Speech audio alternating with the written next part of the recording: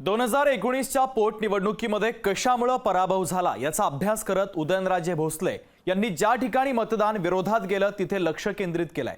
असं केल्यास उदयनराजेंना विजय खेचून आणता येणार आहे का, त्याचंच विश्लेषण पाहूयात।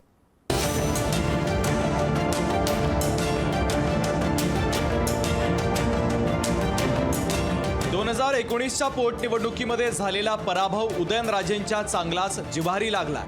एरवी साताऱ्याच्या पोवई नाका येथून सुरुवात करून प्रचाराची राळ उठवणाऱ्या उदयनराजे यांनी यावर्षी आपली रणनीती बदलली आहे। 2019 मध्ये ज्या मतदारसंघात कमी मतं मिळाली तिथे म्हणजे कराड दक्षिण, कराड उत्तर आणि पाटण या विधानसभा मतदारसंघांवर राजेंनी लक्ष केंद्रित केलंय।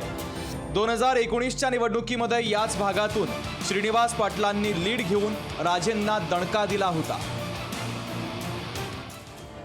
मतांची गणितं बघितली तर कराड दक्षिणमधून उदयनराजे यांना 81,000 मतं मिळाली होती, तर श्रीनिवास पाटील यांना जवळपास 1,13,000 मतं मिळालेली होती। कराड उत्तरमधून तर श्रीनिवास पाटलांनी 1,14,000पेक्षा अधिक मतं घेत राजेंना शिकस्त दिली होती। उदयनराजेंना जवळपास 63,000 मतांवर समाधान मानावं लागलं होतं। पाटणमध्येही राजेंनी 84,000पेक्षा अधिक मतं घेतली होती, पण राष्ट्रवादीच्या श्रीनिवास पाटलांनी इथेही लीड घेऊन 1,12,000 मतं मिळवली। लीड न मिळालेल्या मतदारसंघांवर फोकस करून तिथूनच पराभवाचा वचपा काढू शकतो अशी खात्री राजेंना वाटते आहे। म्हणूनच त्यांनी पंतप्रधान मोदींच्या सभेसाठी कराडची निवड केली। आदरणीय पंतप्रधान मोदीजी ही सभा या सातारा जिल्ह्यात होत आहे। ही सभा ठिकाण सुद्धा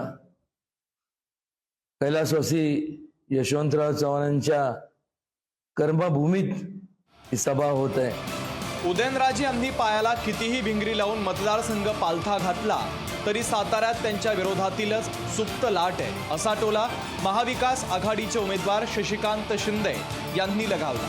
मागच्या वेळा महाविकास आघाडीमधून ते 3 वेळा खासदार झाले। आता जर ते खासदार म्हणून राजीनामा देत नव्हते तर सध्याचे खासदार सुद्धा तेच महाविकास आघाडीचे असते आणि ते महायुतीमध्ये गेल्यानंतर त्यांना शेवटच्या तारखेपर्यंत तिकीट देत नव्हते। याचं सर्व आलं। आम्ही मान ठेवला, महायुतीने किती मान ठेवला त्यांचं त्यांना कल्पना आहे। असो, त्यांना लाख लाख शुभेच्छा।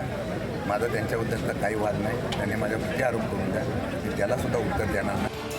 उदयनराजेंच्या प्रचारासाठी पंतप्रधान नरेंद्र मोदी, मुख्यमंत्री एकनाथ शिंदे, उपमुख्यमंत्री देवेंद्र फडणवीस आणि अजित पवार हे मैदानात उतरले आहेत। मात्र शरद पवारांचे खंदे समर्थक शशिकांत शिंदे यांचा जनसंपर्क आणि साताऱ्यातील शरद पवारांचं वलय ही आव्हानं फोडून काढणं उदयनराजेंसाठी वाटतात तितकी सोपी नाहीये। शशिकांत सूर्यवंशी, लोकशाही मराठी, कराड। लोकशाही मराठी ऐका, पहा, जागरूक रहा।